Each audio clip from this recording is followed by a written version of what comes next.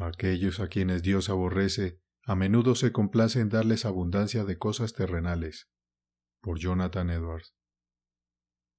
Entonces Isaac su padre le respondió y le dijo: He aquí, lejos de las grosuras de la tierra será tu habitación, y lejos del rocío del cielo de arriba.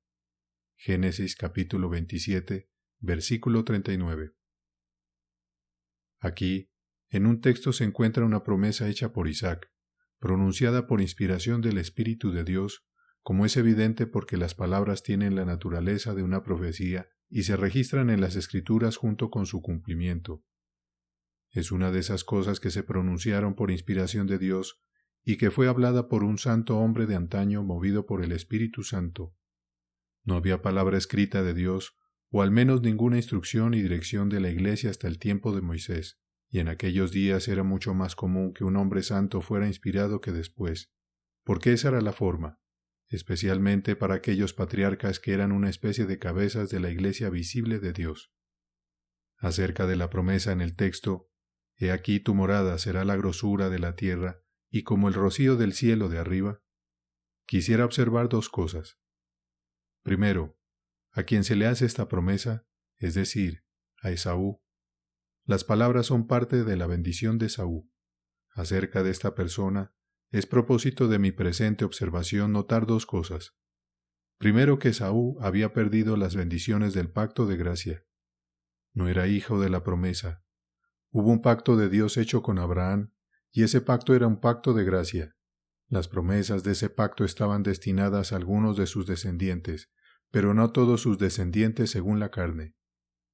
Ismael, aunque era su hijo y su hijo mayor, no era un hijo de la promesa, y por lo tanto no era heredero del pacto, al menos no en cuanto a su descendencia, pero en Isaac fue llamada su descendencia.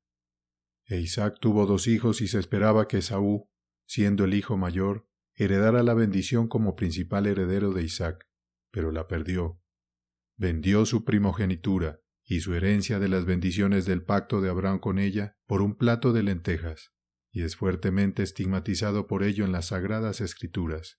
Génesis 25, versículo 34, así despreció Esaú su primogenitura.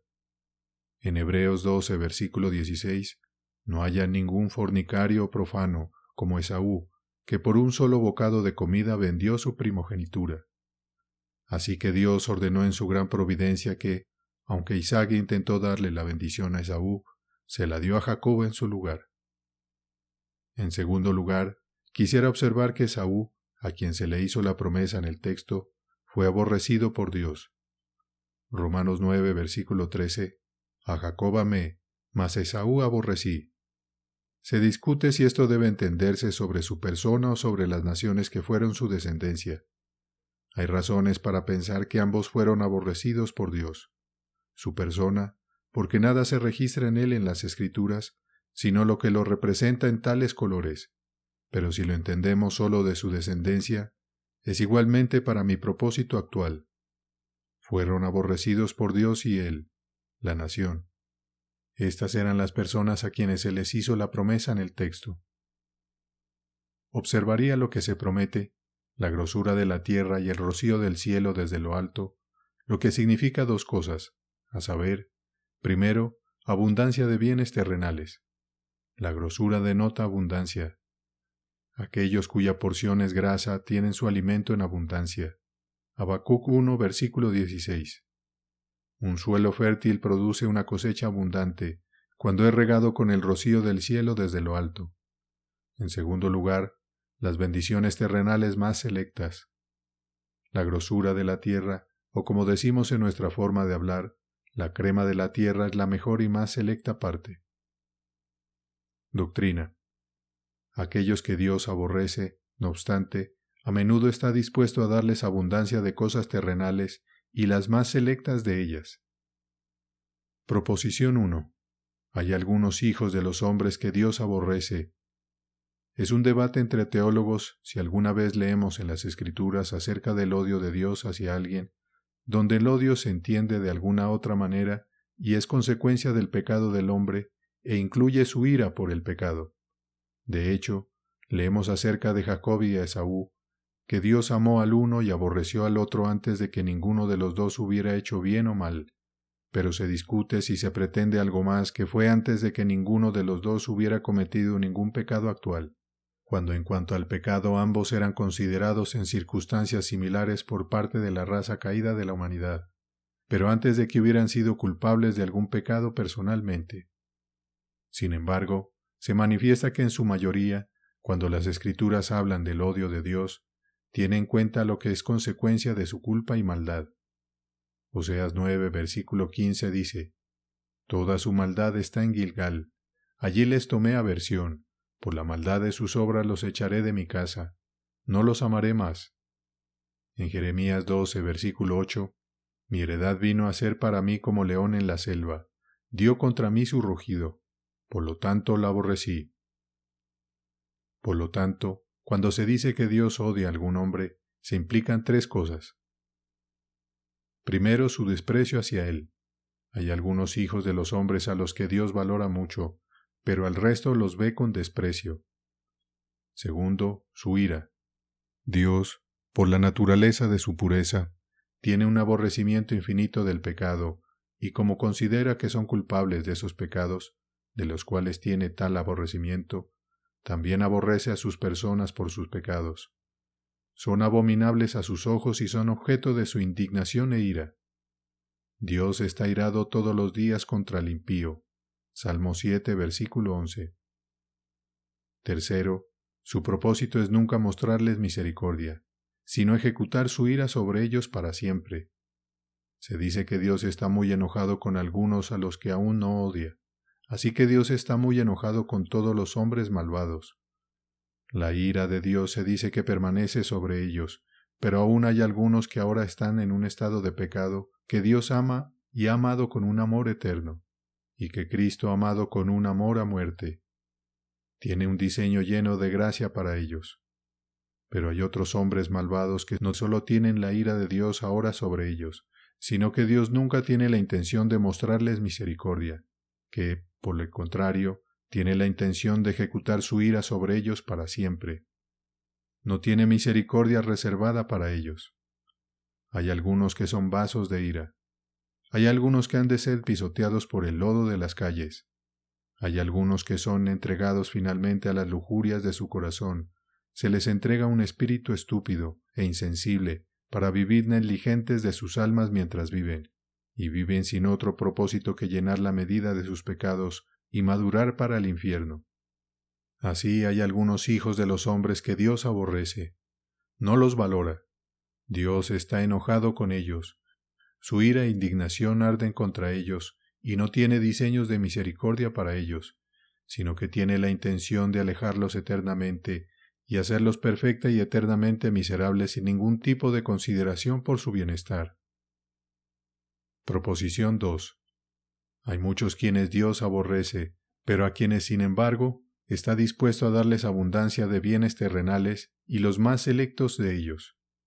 Aunque Esaú era uno a quien Dios aborrecía y no tenía interés en las bendiciones del pacto que Jacob tenía, a quien Dios amaba, sin embargo, tuvo muchas más posesiones externas que Jacob mientras vivió. Jacob fue un hombre cuya vida estuvo notablemente llena de aflicción. Esaú se volvió grande. Su descendencia, durante muchos siglos, parecía tener posesiones mucho mayores. Sus hijos eran grandes hombres, duques. Génesis 36.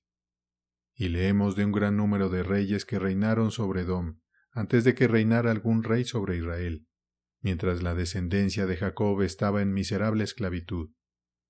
Aunque los edomitas descendían de Esaú, de hecho, fueron sometidos por David, y así David sirvió a su hermano según lo predijo Isaac, su padre.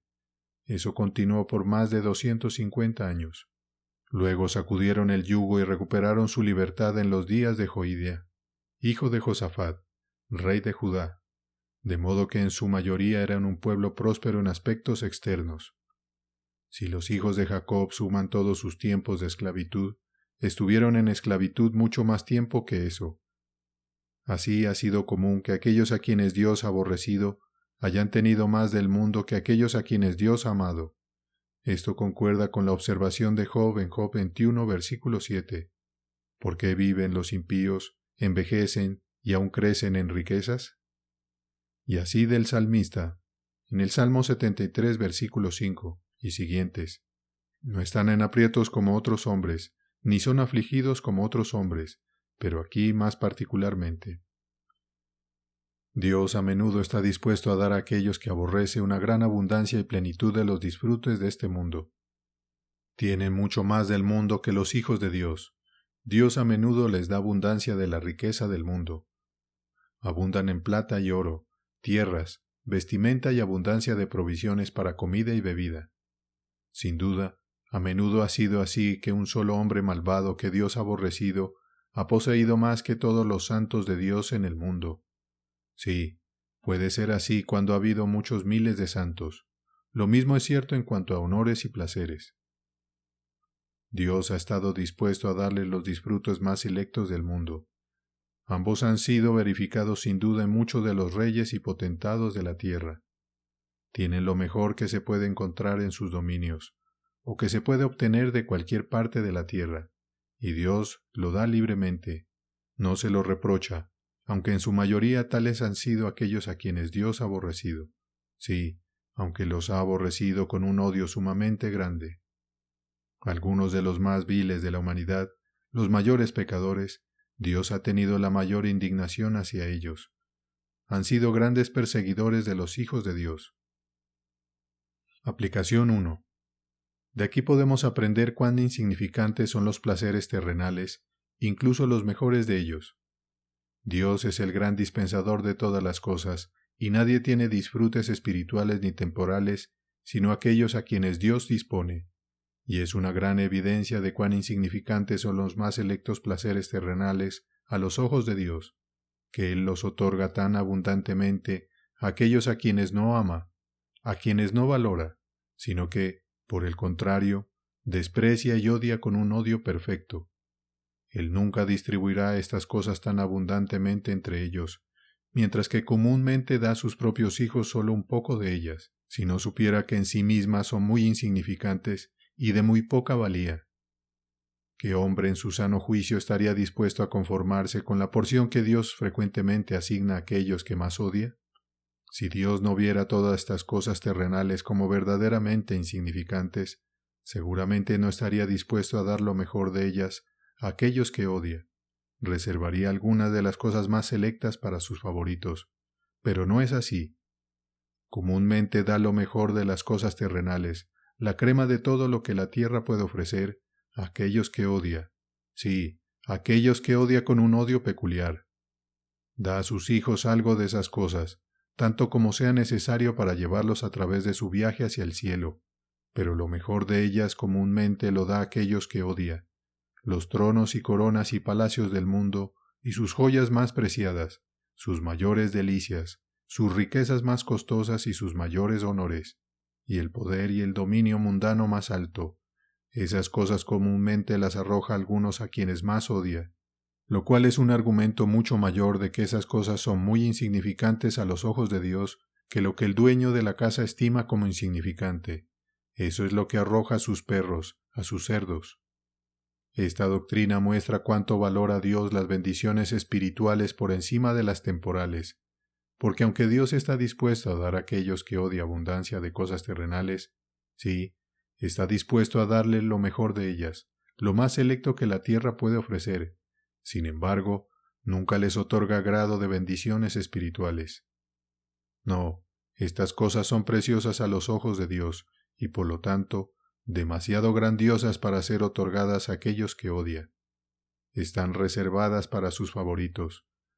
Aunque está dispuesto a dar a aquellos que odia las mejores joyas, coronas, sin embargo, nunca les da ningún grado de esa luz divina pura, amor santo, esa unción espiritual, esa semilla divina, alegría espiritual, paz o un anticipo del cielo. De ninguna manera tendrán el menor grado de cosas de esta naturaleza, de ninguna manera se les otorgará el menor gramo de bien espiritual. Dios sabe que estas cosas son infinitamente preciosas, son cosas demasiado costosas para ser otorgadas a aquellos que odia. Han sido compradas no con cosas corruptibles como plata. Dios está dispuesto a otorgar abundancia de cosas terrenales, y lo mejor de ellas a aquellos que odia, y que ha designado como vasos de ira, y que Él tiene la intención de nada más que miseria porque sabe que lo mejor de las cosas terrenales no puede hacerlos felices. Sabe que no puede hacerlos menos miserables, no menos miserables por ellos. Sabe que, sin embargo, algunos de ellos están satisfechos por su porción, que aún son criaturas miserables, sí, que son más miserables. Aplicación 2. Esto debería despertar a aquellos entre nosotros que aún permanecen fuera de Cristo y no tienen otra porción que las cosas de este mundo. Aunque Dios ha aparecido de manera maravillosa, temo que aún haya un número de personas que se entregan a los bienes materiales y que no tendrán mejor porción que lo que Dios da a aquellos a quienes odia. Otros han recibido bendiciones preciosas. De hecho, preciosas. Han probado estas bendiciones espirituales, conocen algo de la dulzura de la comunión con Dios, pero aún hay algunos de ustedes que se quedan con nada más que las cáscaras. Nunca han probado algo mejor que aquellas cosas que se lanzan a aquellos que están fuera de las puertas de la Jerusalén espiritual, entre perros y fornicadores. Cuán miserable es su condición con sus posesiones mundanas, su tierra, su ganado, sus adornos exteriores, sus placeres, con sus pobres almas piadosas marchitándose bajo la ira de Dios y listas para perecer. Y cuán miserables se harán en breve cuando deban ser despojados de todas estas cosas. Aplicación 3. La tercera aplicación puede ser la reprensión para reprobar la insensatez de aquellos que colocan su felicidad en los placeres de esta vida, y por su causa descuidan sus almas. Cuando las personas viven bajo el Evangelio y se les llama a buscar su salvación, viven en el descuido de ellas. Generalmente es por los placeres del mundo. Es porque sus corazones están en las cosas terrenales, están ocupados en otras cosas.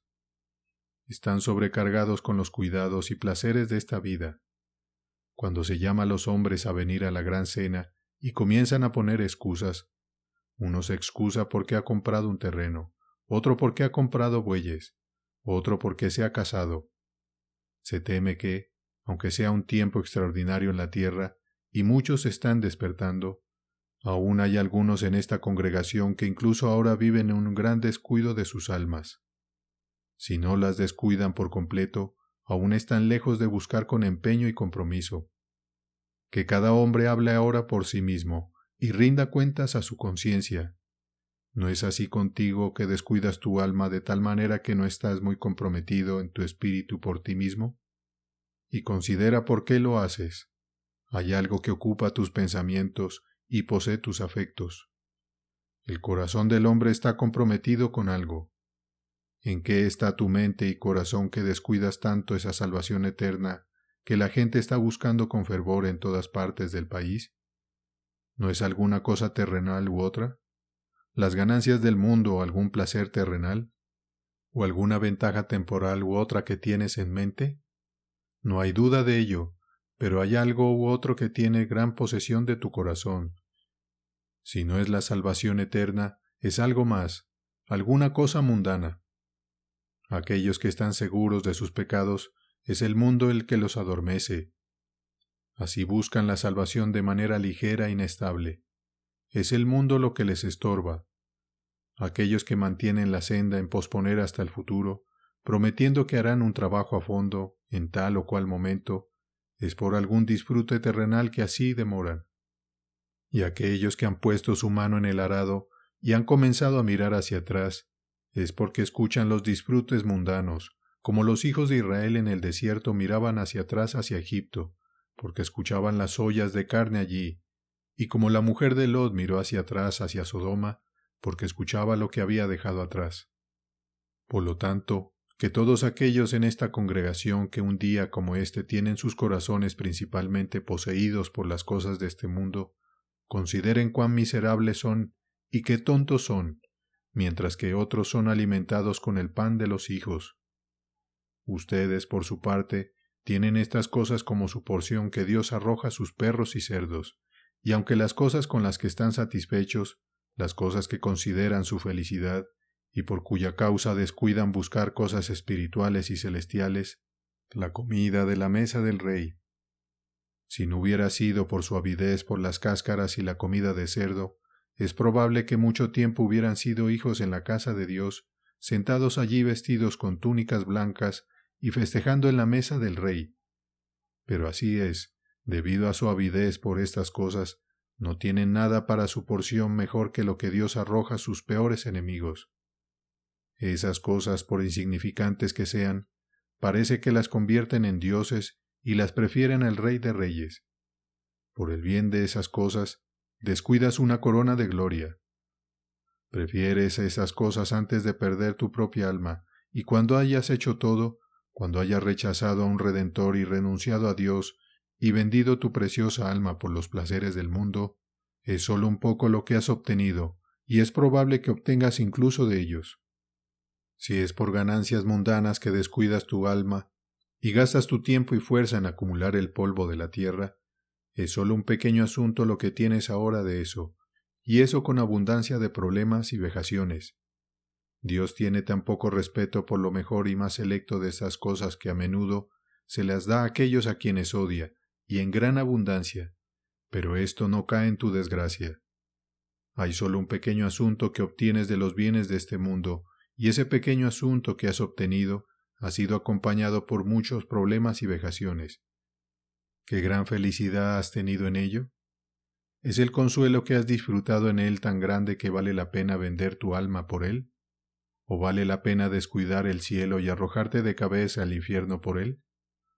Y hay un gran peligro, entonces, de que esa debe ser la consecuencia, y es solo un poco lo que es probable que obtengas del mundo, ya sea las ganancias u honores o placeres en él. Sé tan terrenal como quieras, raspa tanto como quieras, nunca podrás raspar mucho del mundo. Si no dejas espacio en tu corazón para nada más que solo los afectos y placeres mundanos, si no dejas tiempo para pensar en otro mundo, sino que pasas todo el tiempo cuidando de este mundo y persiguiéndolo, obtendrás solo un poco. Tendrás muchos problemas con él. El mundo engañará tus expectativas y te picará y afligirá cuando esperes mucho placer en él, y el pequeño asunto del mundo con abundancia de vejación es toda la porción que debes tener. Y aún así, un poco tiempo debes abandonarlo todo y despedirte para siempre, y debes tener las llamas del infierno como tu porción para siempre. ¡Oh, cuán miserable es la porción de tales hombres malvados como tú! Tienen un poco del mundo, algunas de las ganancias y placeres de él con muchos problemas, con una conciencia culpable, sin verdadera paz o descanso mientras viven por unos pocos días, y luego son despojados de todo, y enviados desnudos al infierno para soportar los tormentos de eso por toda la eternidad. Y cuán grande es su insensatez, al descuidar su salvación eterna por no mejor bien que éste. Considera estas cosas, tú que tienes mentes vanas y vacías que están en paz en Sión en una temporada tan extraordinaria como esta. Qué pobres y miserables criaturas son. Serías así si fueras a vivir aquí en este mundo por toda la eternidad sin una mejor porción de la que ahora tienes, pero en lugar de eso, solo vivirás aquí unos pocos días.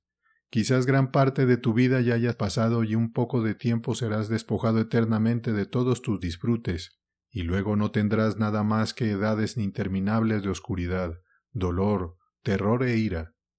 Tal vez estés muy apegado a algunos de esos disfrutes terrenales que tienes, pero bien podría asombrarte y hacerte temblar pensar que no tienes una mejor porción que la de aquellos a quienes Él odia perfectamente.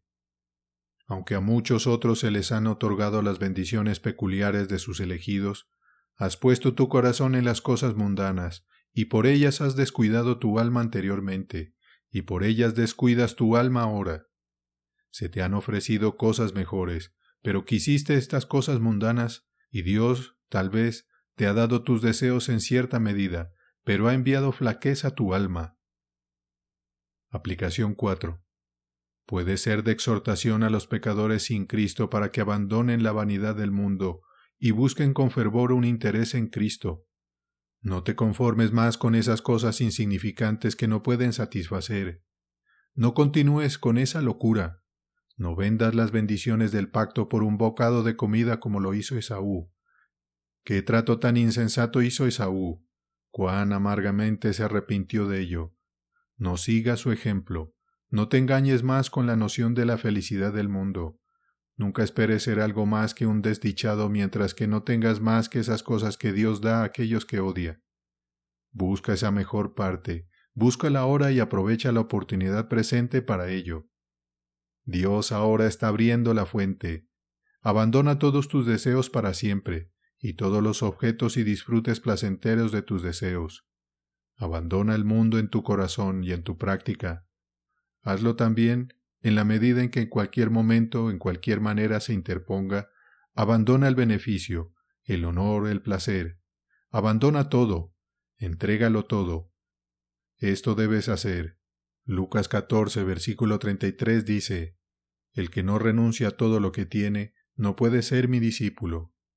No vaciles más entre dos opiniones. Llega a una conclusión en tu mente sobre lo que harás.